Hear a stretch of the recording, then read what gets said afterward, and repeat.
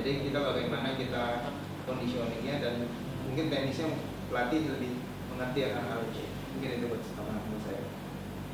Baik, terima kasih. Silakan. Terima kasih.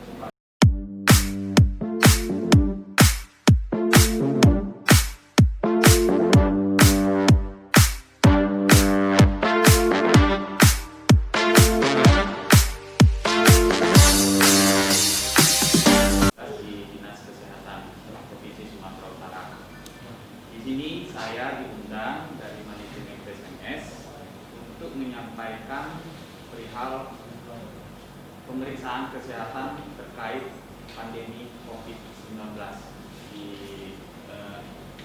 untuk manajemen untuk PSMS sendiri. Untuk pemeriksaan COVID-19 itu kita lihat yang pertama kita lihat dulu dari gejala-gejala yang muncul. Penyakit ini sama seperti penyakit flu disebabkan oleh virus novel coronavirus ya. Gejala-gejala yang timbul paling banyak itu adalah batuk, kemudian ada sesak napas, demam, susah menelan, selanjutnya ada gejala terganggu dengan sistem pencernaan dan hal-hal lainnya, misalnya sakit kepala, kemudian demam. Kemudian untuk pemeriksaannya kita bisa ada dua cara. Yang pertama dengan rapid test dan juga dengan pemeriksaan swab PCR. Untuk rapid test sendiri bisa kita lakukan di tempat ini dengan cara mengambil darah tepi, kemudian diteteskan kepada sticknya, ya. Kemudian itu akan muncul. Tapi ini tidak boleh dikatakan positif. Dikatakan positif COVID-19 itu bila hasil swab PCR-nya dinyatakan positif. Untuk rapid test, bila dinyatakan ada muncul dua garis, itu akan dinyatakan reaktif. Kemudian tapi bila tidak muncul dua garis atau satu garis yang muncul, itu akan dinyatakan non reaktif. Jadi untuk yang reaktif itu jangan berkecil hati. Belum tentu itu adalah COVID-19. Bisa aja kesalahan karena di dalam tubuhnya sudah terdapat virus-virus yang lain, atau kesalahan dari cara pengambilan ataupun alatnya yang salah.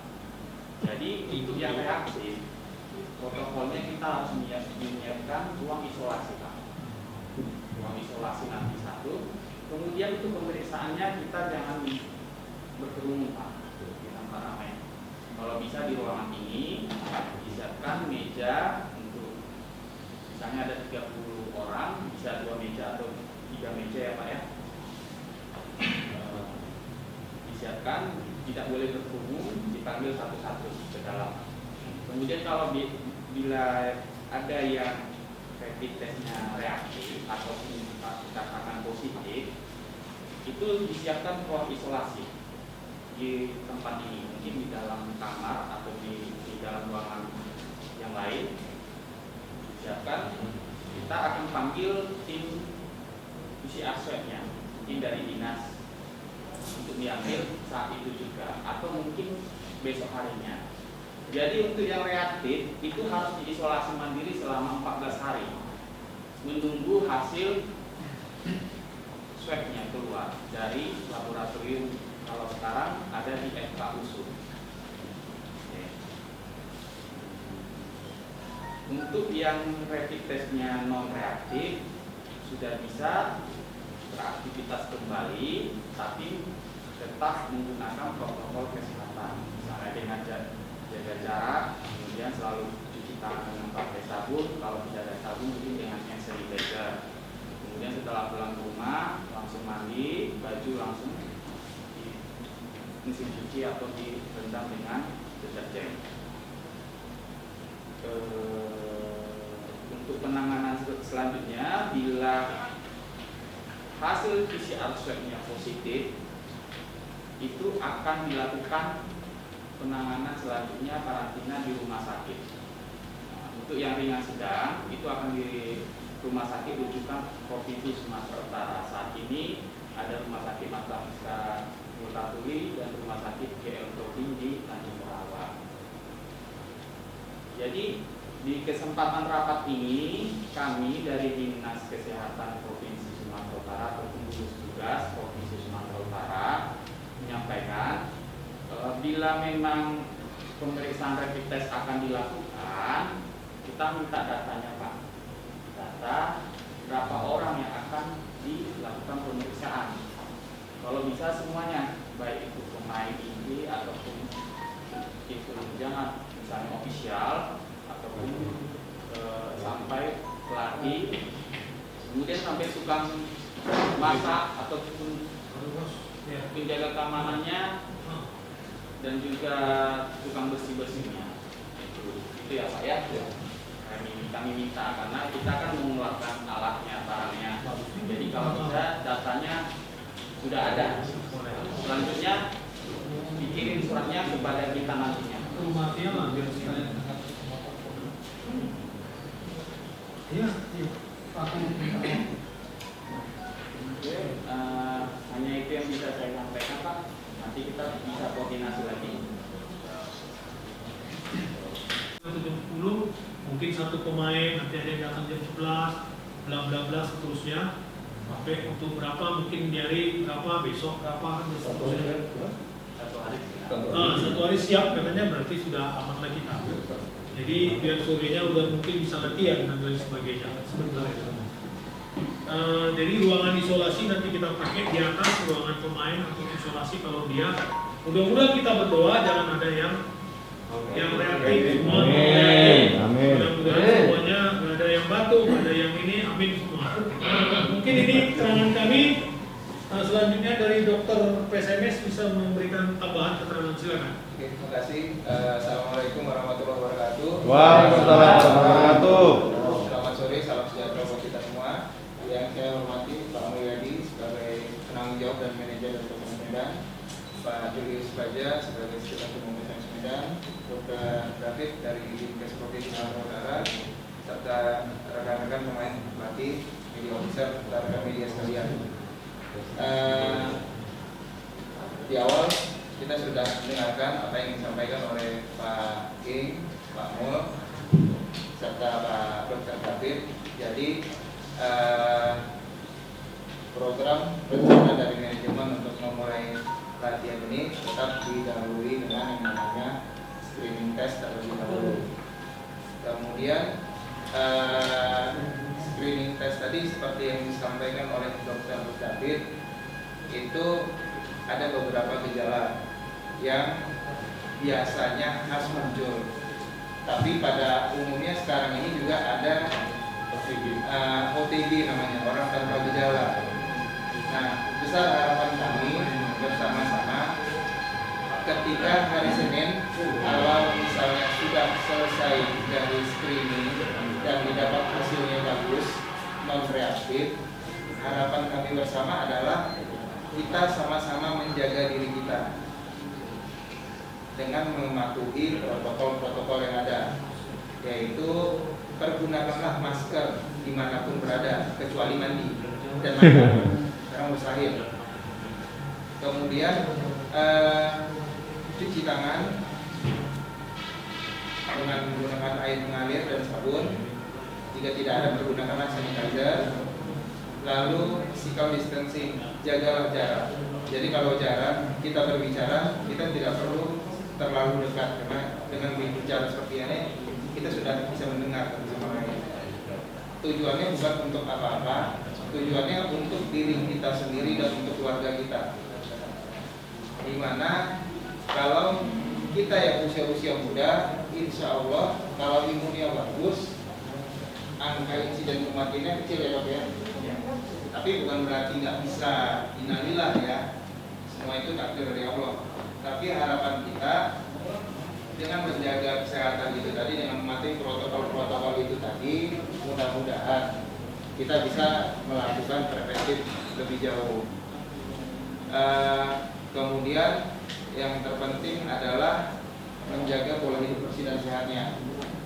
Memang tidak mudah untuk mengubah kebiasaan-kebiasaan kita. Contoh yang paling nyatanya, biasa kita nggak pakai masker kemana-mana, sekarang pakai masker. Biasanya awal-awal pasti sesak.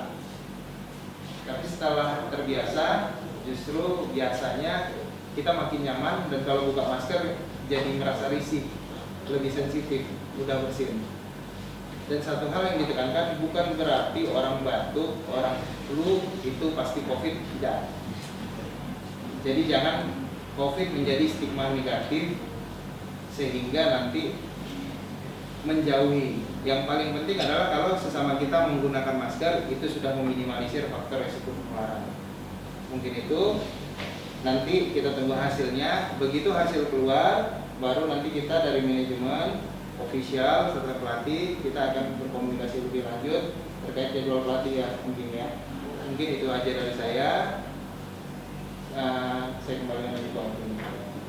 Baik, terima kasih dokter telah memberikan tambahan keterangan tentang pemeriksaan kesehatan. Sebelum kita lanjut ke hal-hal yang lain, mungkin dari pemain atau dari pelatih ingin bertanya, hanya fokus dulu tentang kesehatan. Jadi satu-satu dulu kita. Jadi kalau tentang kesehatan, baik begitu juga dengan rekan-rekan wartawan mungkin mau bertanya tentang kesehatan, jadi kita fokus ke situ dulu. Mungkin ada yang ingin bertanya dan bagaimana, untuk apakah masih ada yang belum jelas atau sudah jelas cukup semua, baru kita lanjut yang lain. Saya pikir jelas semua ya. Silakan Pak Pelatih. Terima kasih. Langsung saja mungkin ke dokter Bu. Ya. Kalau kita latihan, kalau seandainya seolah kita jadi latihan, sudah diperiksa, insya Allah juga negatif semua.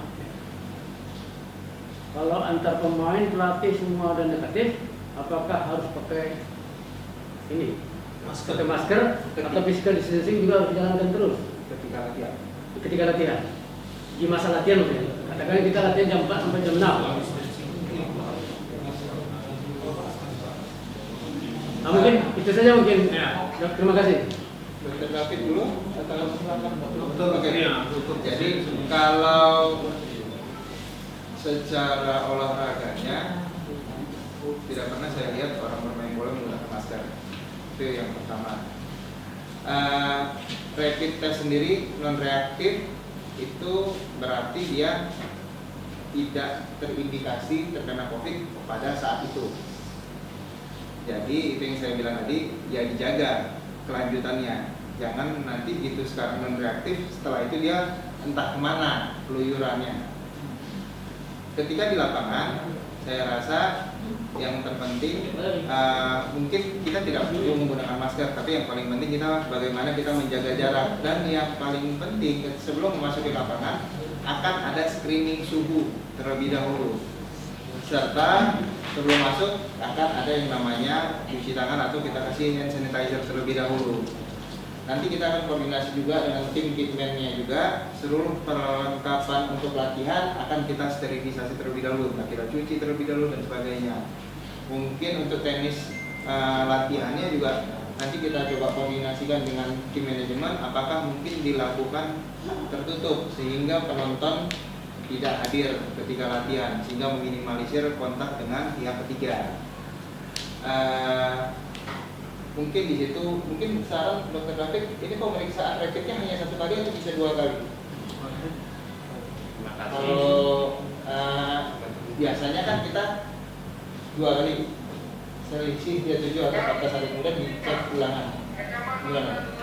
Terima kasih. Untuk pemeriksaan, setelah dilakukan pemeriksaan dan dinyatakan non reaktif, untuk latihan bisa koordinasi dengan dinas kesehatan di PSMS. Tapi kalau untuk pemeriksaan di sini dalam hal dinas kesehatan, untuk ulangannya sebenarnya itu bisa dilakukan 7 atau 14 hari kemudian. Tapi bila tidak ada gejala ataupun harus diulang, bisa dilakukan ulangan dengan permintaan dari manajemen PSMS. Ya. Tapi dalam hal latihan tetap kita harus menggunakan protokol kesehatan, Pak.